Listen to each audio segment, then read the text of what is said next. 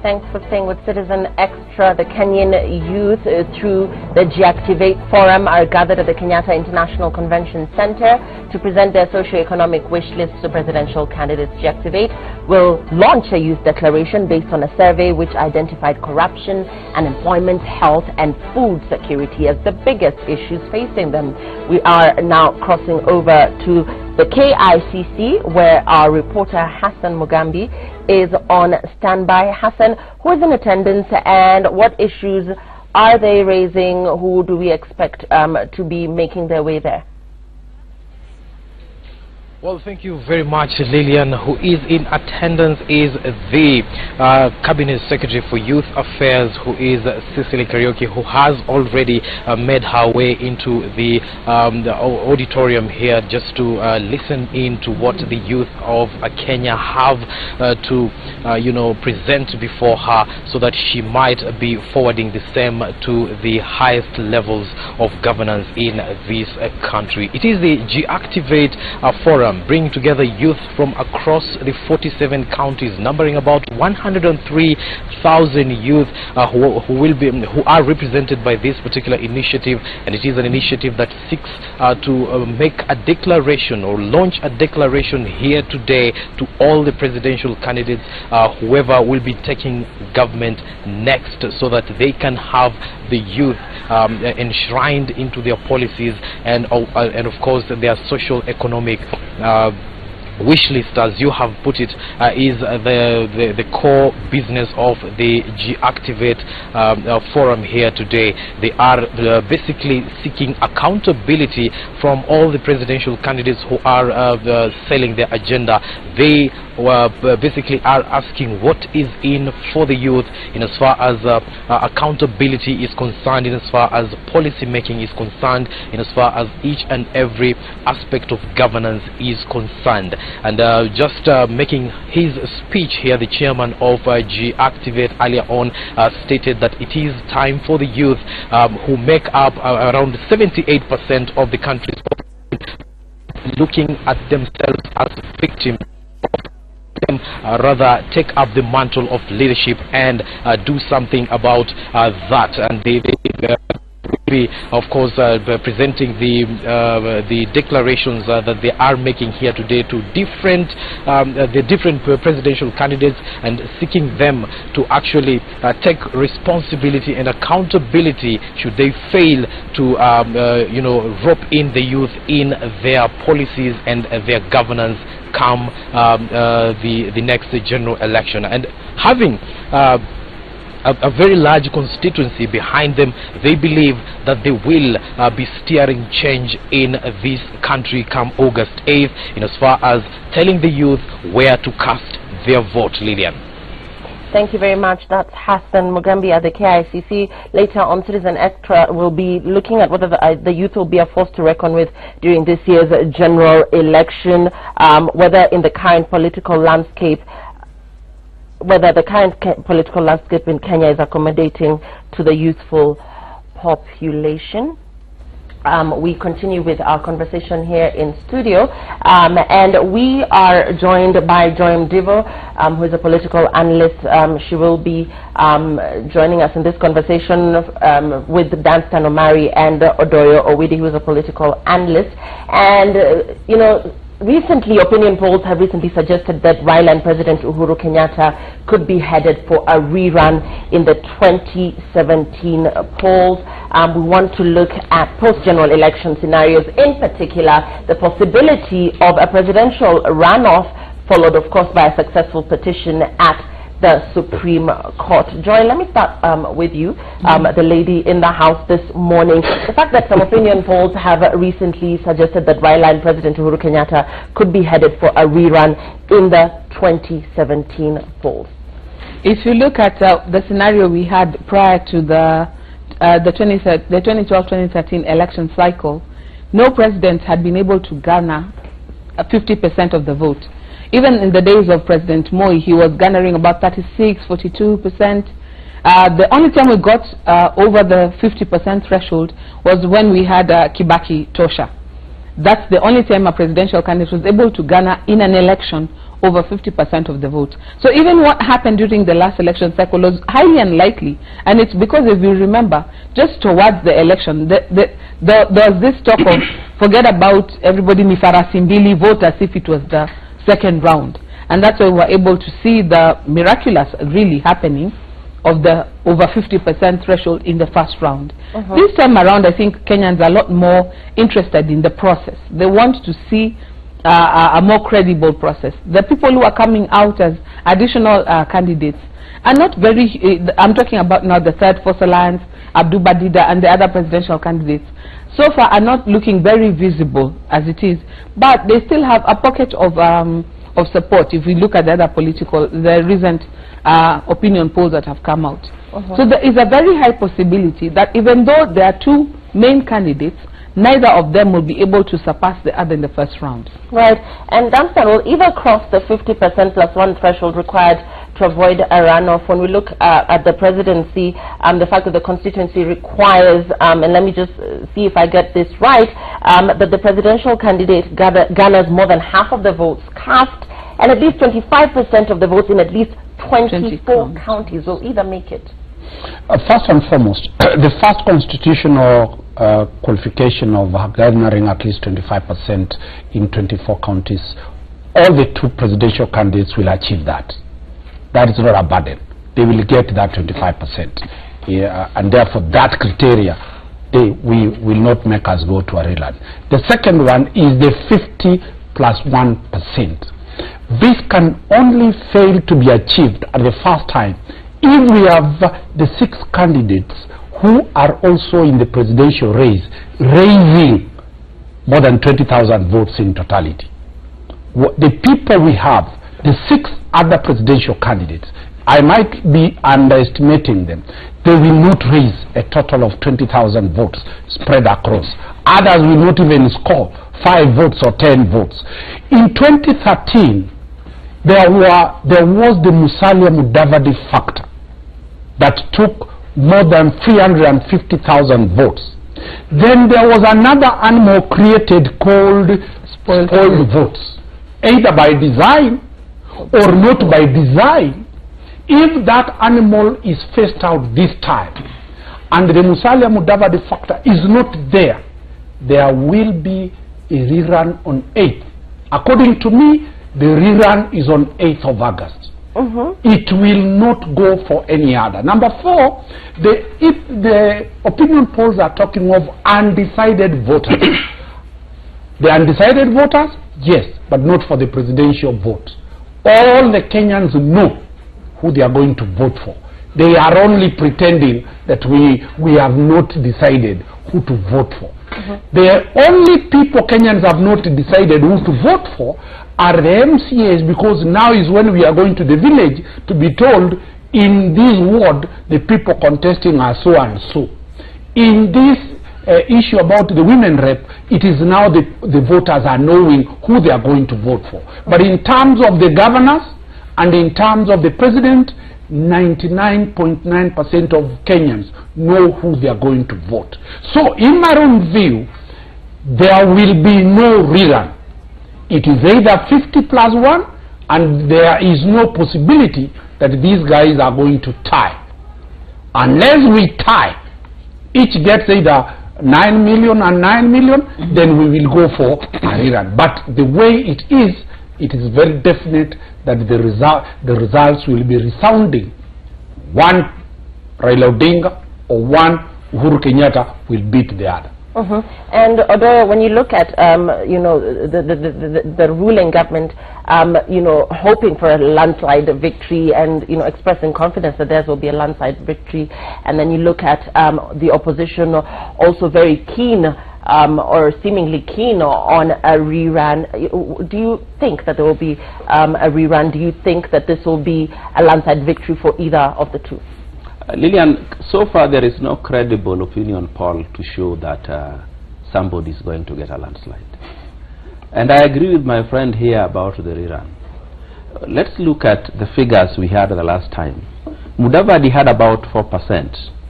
The others put together had almost another 1.5%. And they are very credible candidates. Mudavadi was a serious politician in Kenya, very well known. So was Martha Karua, so was Paul Muite. Abduba Adida made his efforts at the debate. PK. And there was, of course, PK, who got 0.59%. And when you look at those figures, they were very small, yet these are very well-known people. Today, if you walk out the streets with a microphone and a camera, you are not going to get somebody who knows any other candidate beyond Ekuru Aukot, Raila Odinga, and Uhuru Kenyatta. So the number of votes that is going to split out to these other 6 people is very, very small. And you remember in the last general election there were also other factors, like you remember in Mombasa on the voting day 6 or so policemen were killed, and the turnout was reduced, and the total figure of votes cast was about 14 million. That means 1% or 2% was slightly a smaller figure. Now we are going to have 19+ million votes, and if the turnout looks like what it is going to be that we have discussed here early, up to about 18 million or 17 million, if these other candidates even got 100,000 votes in total, it is not going to affect the total percentage. So a rerun may not be possible here. And remember also that some of these candidates who split votes have taken their votes back into their home folds, into their strongholds. For example, Mudavadi will take all his votes back to NASA, and I think the Muite votes would go back to Uhuru Kenyatta and things like that. So it is like we are having 2 people. When you are having 2 horses, the 50+1 is a must, because somebody must win. Once you have won, definitely you have more than 50. However, there are cases which may interfere with this, like the ruling in the by the Supreme Court about the spoiled votes. For me, my understanding as a statistician in the beginning is that votes cast are votes that have been put in the ballot box.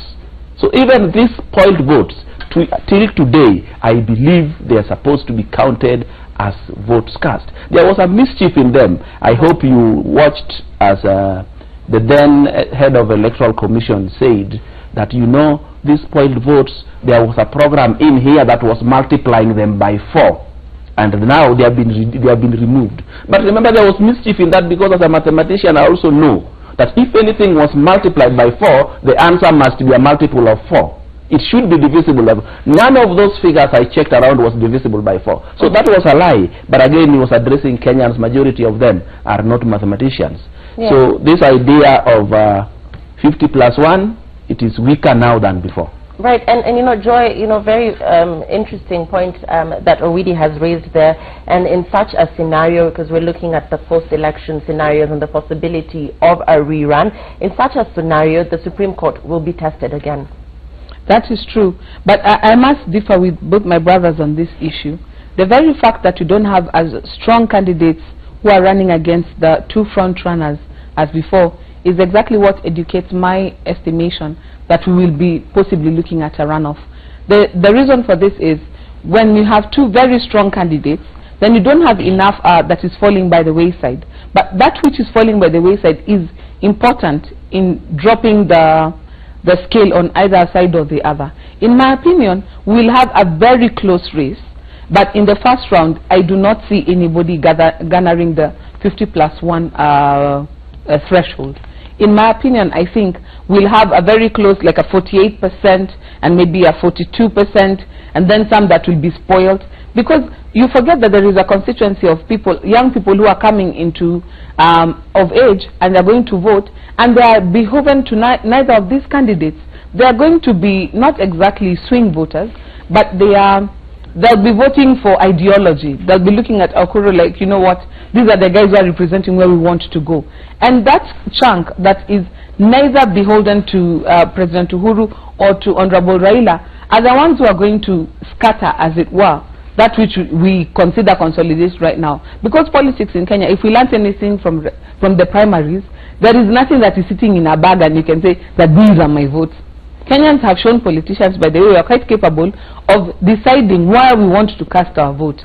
And in this particular scenario, that is what I see happening. There are some of those youngsters, some of those who have no experience in politics, who use their vote as, you know, let's see where it falls, and they just go ahead and give it to some of the other less popular candidates, less well-known candidates.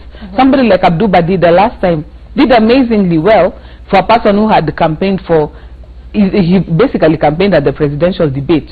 So there's actually the possibility of maybe after the debate you might see somebody who's a shining light and might be able to garner quite a few votes.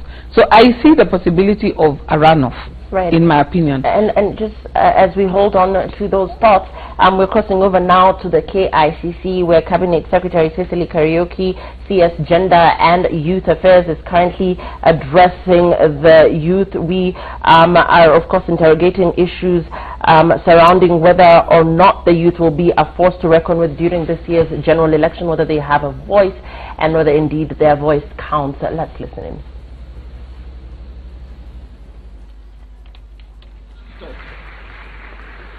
It must stop. Ladies, it must stop.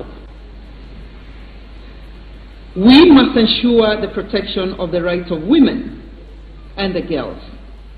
Government has zero tolerance to any form of harassment or discrimination against women and the girls across the country. And it is for this reason, 2 months ago, we launched as a ministry a comprehensive 5-point strategy against gender-based violence. We will be focusing on criminalizing sexual harassment and placing punitive sanctions on perpetrators, particularly when it is in exchange for the opportunities which have been placed before you.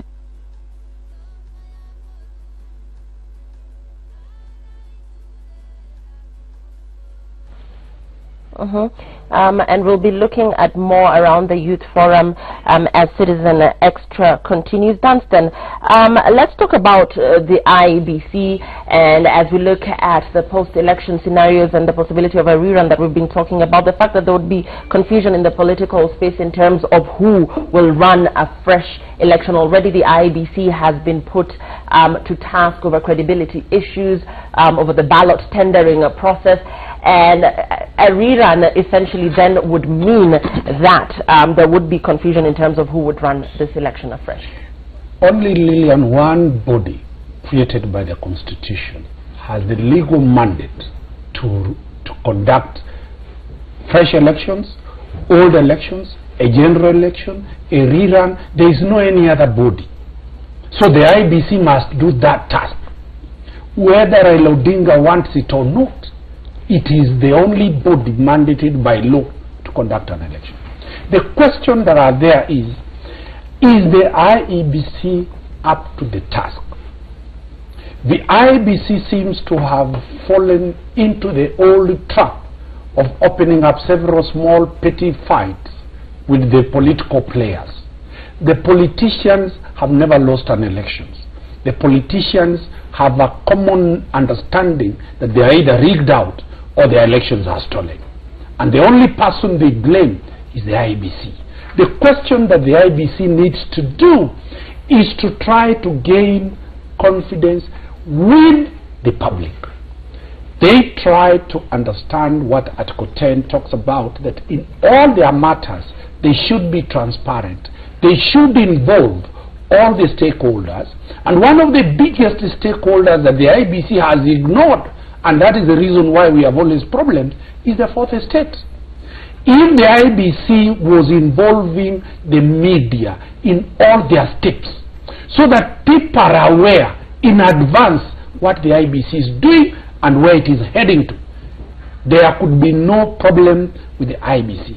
What we are having is an IEBC that still does not understand that we are operating under the new constitutional dispensation that says that any information owned or in the custody of any government entity, that entity keeps that information on trust for citizens. So in my own view, the IEBC needs to move very fast to avoid unnecessary litigation, to get on board everybody, and to be independent in the sense that the independence is to the level that they are answerable to the Constitution. Not that we have signed contract and that is all. That is not the independence that the IEBC is supposed to have. It is the independence based on constitutionalism, that the rule of law forms the decisions that they do. And they should not allow one political formation to defend them. They are in the middle. They should be ready to defend themselves. If they have no resources, Kenyans are ready to pass another budget for them to have a communication or a spokesperson position to defend themselves. In my own view, the IEBC is doing tremendously well. The only thing that it has failed to do is to explain itself to the public. And, you know, already still on the same and the fact that, you know, there could be confusion were there to be a rerun based on the fact that credibility issues have already been raised around the IEBC, and particularly by NASA, who even this weekend asked that the IEBC be transparent in terms of who the returning officers in all the respective counties are, you know, alluding to the fact that a lot of these returning officers are police officers. When you see the ruling party being determined to secure a second win, and the opposition on the other hand already saying it sees signs of plans to rig the vote, you know, and vowing not to accept a stolen election, this essentially means that they're not ready to accept defeat. And therefore, again, just going back to the possibility of a rerun based on how this will translate in the ballot due to voter apathy in areas that are the NASA strongholds, where they have spread this narrative that the election has already been rigged. Lillian, you know, there is defeat and there is loss. Loss can come as a result of a defeat, or it can come as a result of stolen vote. And the experience that we had in 2013, you remember there was a constituency, I think, called Mwingi West and Kitui West. Those two constituencies had exactly the same results for all presidential candidates in both of them. That means whatever Uhuru Kenyatta got in Kitui West is what he got in Mwingi. Whatever Raila got in Kitui West is what he got in Mwingi West. That is not natural. It cannot happen anywhere, even if the probability God has changed. But one thing that we don't need to discuss anymore is whether IEBC will preside over the general election, any subsequent by-elections or reruns. That is not subject to debate. They will. The only place where they have failed is their PR part. Because they are not just going to be legal, they also have to be political. The people of Kenya must look, see and perceive that they are neutral. They should have called a press conference and told all political parties, do not defend us, we will defend ourselves. But when there is a problem with IEBC and one party complains, and then the first person to respond is another competitor, that is not acceptable anywhere. Why would Nkaiseri or whoever it is respond on a question posed to IEBC before even IEBC collects itself to respond to it? Those are the things that are sending bad ideas into the electorate. Right. They start thinking that IEBC is not going to be neutral, it is not going to be fair. And we're taking a very short break as we take a link from Kisumu County. Lecturers have rejected the government's plan to pay their 10 billion salary increment in phases. We want to listen in from Maseno University on the state of affairs there as regards the lecturers' strike. Laura Atieno is on standby. Laura, are students milling around? Are they attending classes? Are the lecturers lecturing? Yes, thank you very much, Lillian Muli, and we are at the Maseno University City campus. Reports we received is that, yes, as of yesterday, the lecturers had a grand march at the Maseno main campus, and they were expected to come here today, and we actually expect them to come in at any time. They're actually demonstrating about the payment of the salary increment. And now we have done a spot check at various classes here in this institution, and we can confirm that the lecturers are indeed not here. The students are actually doing private studies, and if I could talk to maybe one of the students here so that he can tell me what exactly is the situation. How do you feel about the lecturer strike? Mi naona malecturer wangepewa haki yao, ni pia si tupate haki yetu juu hatuwezi kuja tumelipa fees na tusomi. Unakumbuka mwanzo wa semester kulikuwa na strike. saizi tena ndio hii strike. So unaona mtu kalifaa kugraduate December itabidi amepush to next year ambapo si sawa. So mimi ningeona wa lecturer wapewa haki yao ndio si pia tupate haki yetu. Yeah, Lillian, that is one of the students who I found here in the lecture house doing private studies. And some of the students we were talking to off record are actually concerned about the same, that earlier on they had a strike, the lecturers had a strike which paralyzed their education at the start of the semester, and now they're also experiencing the same situation. Most of them are actually worried about the state of their graduation, whether they'll be able to graduate come the end of the year. Of course, considering that September they're supposed to have a new intake, they're actually concerned. But we will be camping here. We will be bringing you the latest. Should the lecturers come here, of course, we will be bringing you opinions straight from the horse's mouth. Back to you, Lillian. So are we staying? Okay. Right, that's Laura Acheng, who is in Kisumu County. She is at Maseno University, where she says that lecturers are not in class, they are not teaching as we speak. They continue to protest over the payment of their salaries, and that is the state of affairs there in Kisumu County. We're looking at post-election scenarios here in the country ahead of the August polls, which are just 34 days now. We are back with more on Citizen Extra. We're taking a very short break.